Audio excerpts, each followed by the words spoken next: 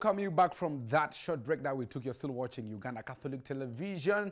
And of course, welcome to the Knowledge Spotlight now, our segment that always falls within the show. And right now, we have a question, an open question that anybody out there can actually come and contribute or give us your thought on it. Actually, the question is simple, like, does academic qualifications or academic levels matter in a relationship or in a marriage while you're choosing a partner?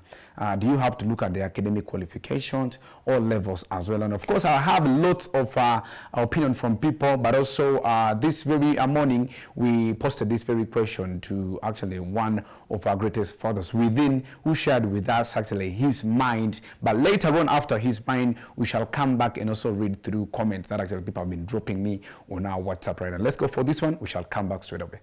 I am Father Denis Ocanda, the Assistant National Director of Caritas Uganda. The concern that has been put before me for a response is that today the youth are having challenges deciding whom to marry.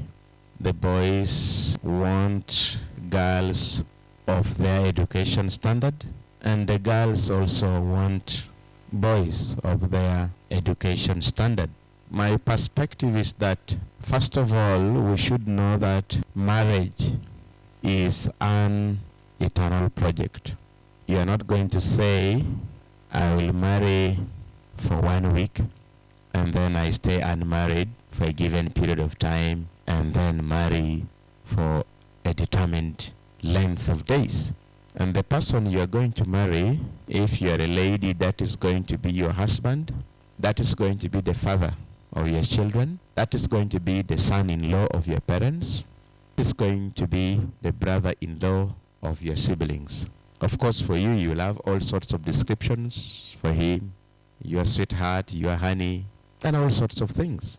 And so it is important that before you go into this eternal project, you pray, you ask God for a direction, you discern, you consult, you give it time. Yes, education can be an aspect which should be put into consideration.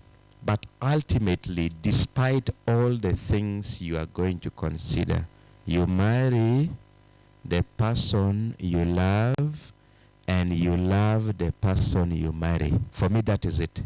You marry the person you love, but also you have to love the person you marry, because each day new aspects of this person will be unfolding, and you must continue loving this person you have married, and all other things will be fine. Because education can be there, but its usefulness one day may come to an end because of other aspects that are happening in the life of that person. So will the marriage end? Will the marriage proceed? Will the marriage be halted? And so if love is the denominator, the marriage will continue. I thus quote from Genesis 2:24-25. This is why a man leaves his father and mother and becomes attached to his wife, and they become one flesh. And so what is this? Why are they saying this is why? It is because when Adam saw Eve, he said, at last, this is flesh of my flesh, bone of my bones. She will be called woman. And so that is it. With love, you will look for flesh of your flesh, bone of your bones. And that love, based on what is from your heart, is what should take you to marriage, and it is what will make your marriage last. Finally, I quote from the book of Ruth, chapter 1. We begin from verse, it should be 16. I can't see it well, the characters are small. But Ruth said, do not press me to leave you and to stop going with you, for wherever you go, I shall go. Wherever you live, I shall live.